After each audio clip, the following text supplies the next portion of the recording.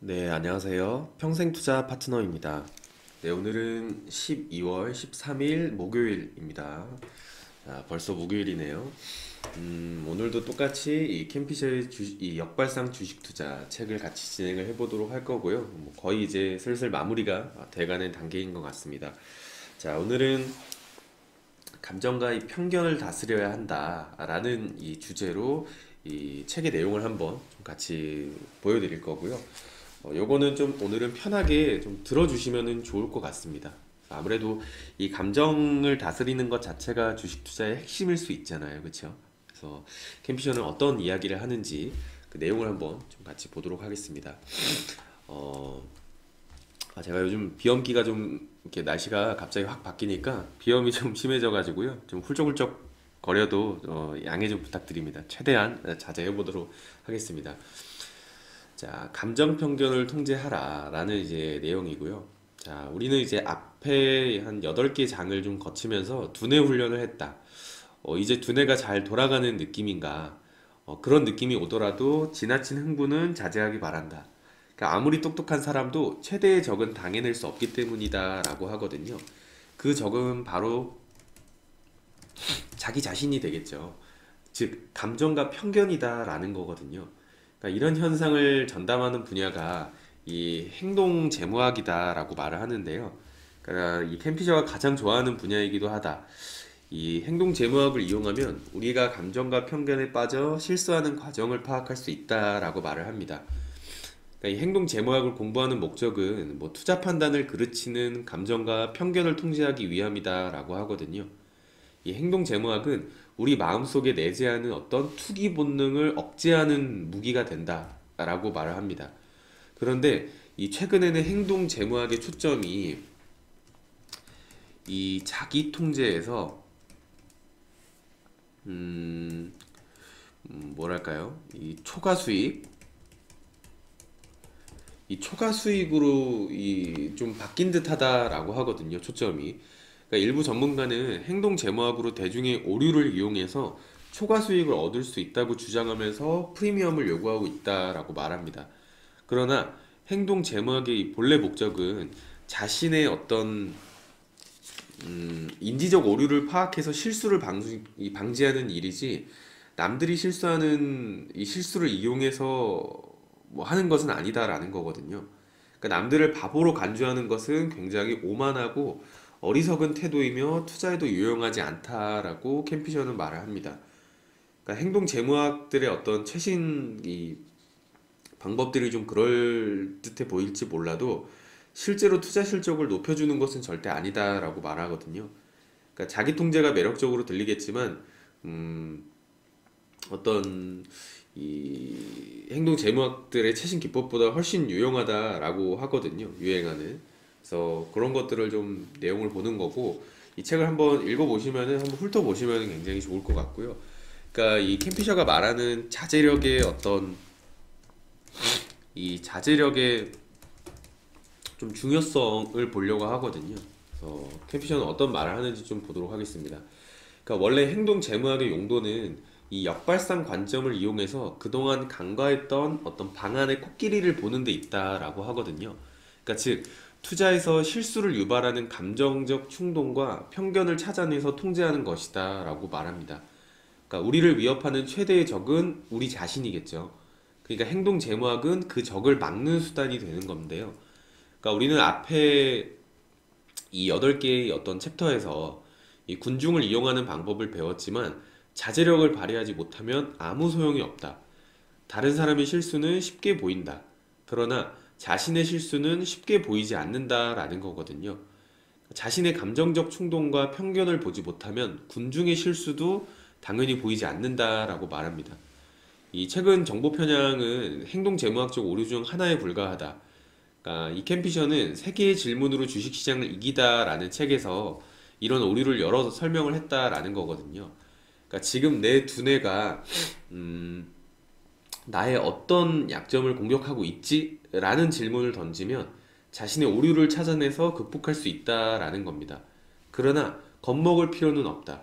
당신을 고생시킬 생각은 없으니까 뭐 겁먹을 필요는 없다라고 하고 주요 사항만 속성으로 가르쳐 주겠다라고 이제 캠피셔는 말을 하거든요. 그러니까 그 내용을 한번 좀 보면 먼저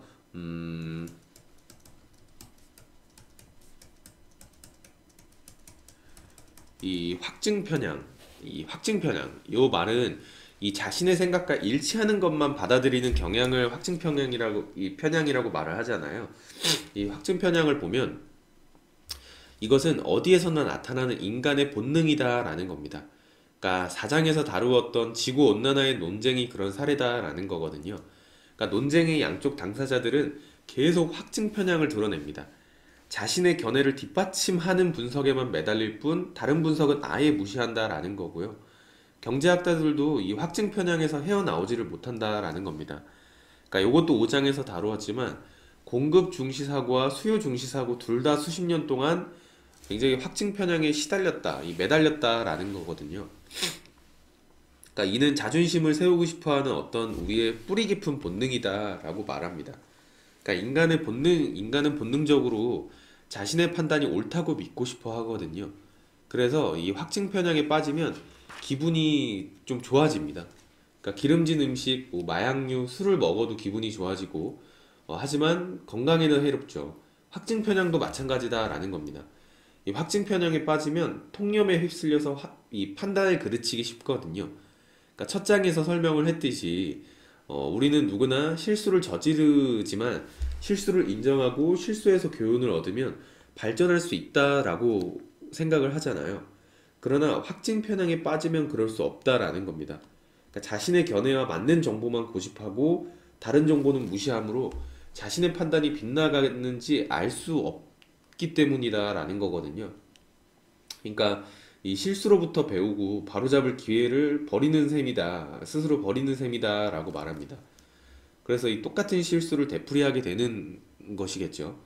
그러니까 확증 편향 탓에 뭐 5월에 팔아라, 1월에 사라 같은 어떤 그릇된 통념이 아직도 남아있다라는 겁니다. 그러니까 이런 미신을 뒷받침하는 사례는 기억되고 모순되는 사례는 무시되기 때문이다라고 말하거든요. 그러니까 연준에 맞서지 말아도 확증 편향에서 비롯된 말입니다. 금리 인하는 호재이고 금리 인상은 앙죄라는 뜻이겠죠.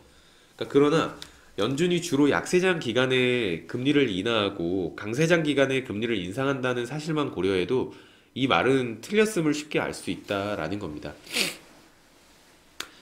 그런데도 이런 미신을 퍼뜨리는 사람들은 좀 데이터를 왜곡해서 자신의 주장을 뒷받침한다라고 말하거든요. 그러니까 통계를 조작해서 속이는 못된 행동이 되겠죠. 그러니까 어떻게 하면 확증 편향을 극복할 수 있을까를 고민을 해보면 글을 읽을 때 나타나는 자신의 감정적 반응을 돌아보라라고 말합니다. 그러니까 어떤 정보를 보고 기분이 좋아졌다면 이렇게 한번 질문을 해보는 거죠. 이 정보가 내 견해를 뒷받침해서 기분이 좋은가? 자화자찬하고 싶은가? 어떤 정보를 무시하고 싶을 때도 질문을 던져보라라고 합니다. 내 이론이나 예측과 어긋나기 때문인가? 내가 틀렸다는 기분이 들어서인가? 이런 것들을 한번 질문을 꼭 던져보라라는 거거든요. 그러니까 그렇다면 그 정보를 무시해서는 안 된다. 그러니까 마음을 열어 받아들이고 합리적으로 생각해야 된다라고 말하거든요. 그러니까 과신. 다음은 이제 과신이다라고 말하거든요. 그러니까 쉽게 말하면 자신의 어떤 투자 솜씨가 실제보다 훨씬 낫다고 믿으려는 경향. 그러니까 자존심은 몰락을 부른다라는 오랜 속담도 있죠.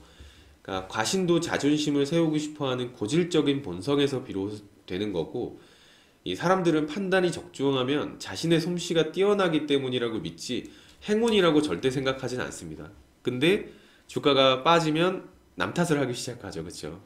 맞으면 내가 잘난 탓이고 빠지면 남 탓. 그렇게 본능이 그렇거든요. 그러니까 과신에는 어떤 문제가 있을까 보면 과신에 빠지면 자신이 틀릴 수 있다는 생각을 하지 못하게 됩니다. 그러면 실수에 대비를 하지 못하게 되고 위험 관리를 하지 않기 때문이다라는 겁니다. 그래서 이 형편없는 결정을 내리기가 쉽겠죠.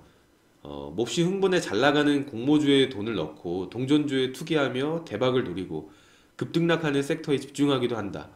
그러니까 과신에 빠지면 주식시장에서 일확천금을 도모하게 된다라고 말하거든요. 그러니까 과신에 빠지면 매도 능력도 저하가 되겠죠. 그러니까 앞에서 언급했지만 이 투자 판단의 30%가 빗나가도 전설적인 투자자가 될 수 없다라는 겁니다. 그러니까 누구나 종목 선택이 실패할 수 있다라는 의미가 되는 거거든요. 그러니까 나 역시 이 캠피셔죠. 캠피셔 역시 종목 선택이 실패한다. 우리가 종목 선택에 실패할 수 있다고 생각하면 보유 종목들을 세심하게 관찰하게 된다는 거거든요. 그리고 이제 일부 종목에서 문제가 발견되면 그 문제를 검토하고 필요하면 더 나은 종목으로 교체를 하게 된다. 그러나 과신에 빠진 사람은 이렇게 하기가 거의 불가능하다. 그러니까 주식을 팔면 자신의 실수를 인정하게 되기 때문에 불가능하다라는 거거든요. 그러니까 과신에 빠진 사람은 자신의 실수 가능성을 인정하지 않는다. 그 종목이 잠시 역경에 처했을 뿐이라고 믿는다. 그렇게 되기 때문에 계속 보유를 하겠죠. 그러니까 실적이 개선돼서 자신의 판단이 옳았다고 입증되길 바라면서 장기간 보유한다. 그러니까 일부 종목은 실적이 개선되어 자존심을 높여주기도 하죠. 그러나 개선되지 않는 종목이 더 많다라는 거거든요. 그러니까 이 분산 투자를 했을 때는 한두 종목에서 문제가 발생해도 대수롭지 않아요. 근데 이 과신에 빠져 한 국가, 한 섹터, 한 시장에 집중한다면 어, 좀 막대한 기회비용이 발생할 수 있다라는 거거든요. 뭐한 종목. 그러니까 다행히 과신도 극복할 수 있다라는 겁니다. 자신에게 물어보면서 내 선택이 틀린다면 이라는 것을 포스트잇에서 써서 컴퓨터에 붙여둬라라는 겁니다. 꼭 내 선택이 틀린다면 이라는 말들. 스마트폰 일정표에 입력을 해서 주기적으로 상기하라. 종목이나 시장의 흐름이 예상에서 벗어나면 무시하지 말고 분석에 착수하라. 합당할 이유를 찾아보고 포트폴리오 조정이 필요한지 검토하라. 굉장히 필요한 말들이겠죠. 그러니까 시장 심리가 빚어낸 일시적인 현상이어서 아무 문제가 없다는 결론에 도달할 수도 있다. 아니면 실수를 발견해 좋은 학습의 기회를 얻을 수도 있다. 라고 캠피셔는 말하거든요. 그러니까 실수 가능성을 인정하고 마음의 문을 열어두면은 더 발전할 수 있다라는 겁니다. 이 감정과 편견 굉장히 중요하거든요. 특히 확증 편향.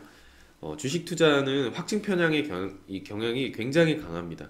내가 보고 싶은 것만 보고 내 의견하고 일치하는 것만 봤을 때 기분이 좋아지고 내 의견과 일치하지 않는 것들은 다 무시하고 그런 게 굉장히 많거든요. 그래서 이 주식 투자를 하는 사람끼리 오래된 사람들끼리 대화를 하면은 대화가 아예 안 되는 경우가 많습니다. 왜냐면 자신의 주장이 굉장히 강하기 때문에 어떤 이야기도 잘 귀에 들어오지 않거든요.